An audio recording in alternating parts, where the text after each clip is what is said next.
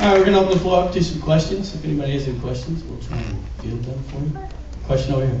I noticed the HUD was reading 999 all the way across. What was going on there? The question was, the HUD was reading 999 all the way across.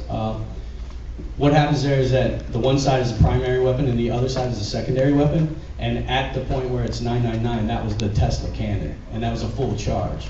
So as you shot the Tesla cannon, then it would go to 0 and cycle back up to 9999. Any other questions? We got a question over here. Besides Havoc, what other issues did you have with your program? The question was, besides Havoc, what other issues did we have with our programming? I'd like to pass that question off to our tech lead and have him speak on that. Hi everyone, I'm Jason Hall, tech lead for Against All Odds. In terms of other things we had, other issues that we had, making the switch from using Havoc animation to our own system, that was definitely a hurdle, but I think we overcame that very well. And then getting the art assets and getting the destruction in and working all together, that was definitely a challenge. But again, I think we pulled that one off marvelously.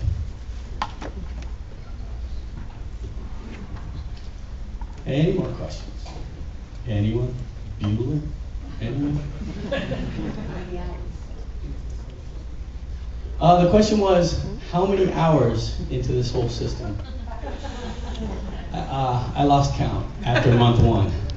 But it was a 5-month project, and there were a couple times where we actually pulled overnighters. So there was 24 and 36 hours sometimes put in.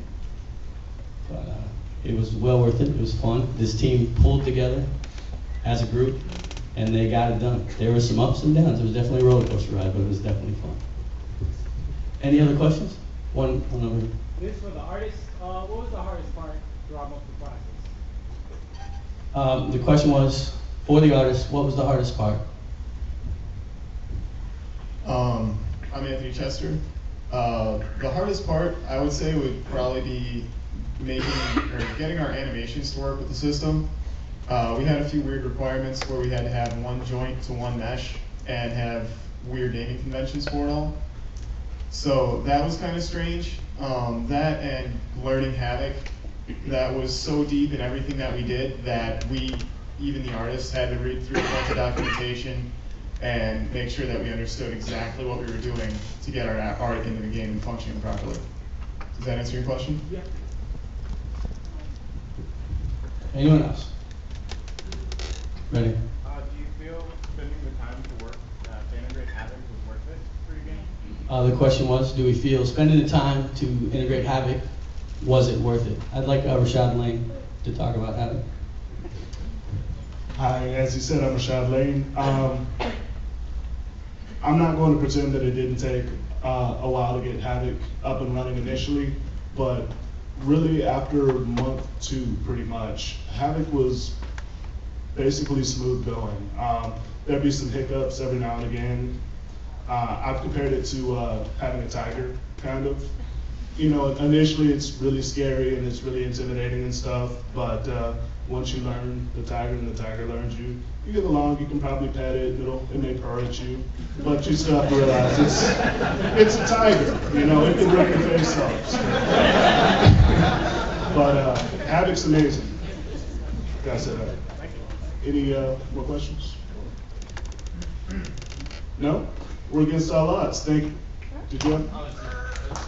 You had a lot of issues with Havoc. Was there something that you cut that you were working on that you wanted to get in there that you didn't get in? There was more detail to the destruction that we would have liked to have gotten in.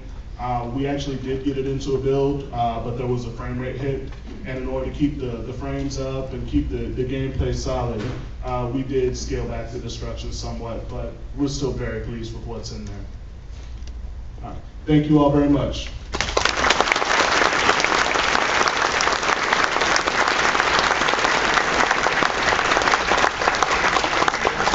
Great job, guys. Now, for the next team I'm about to present, most of the games that come through here, it's pretty easy to slap a category on them. First-person shooter, real-time strategy, role.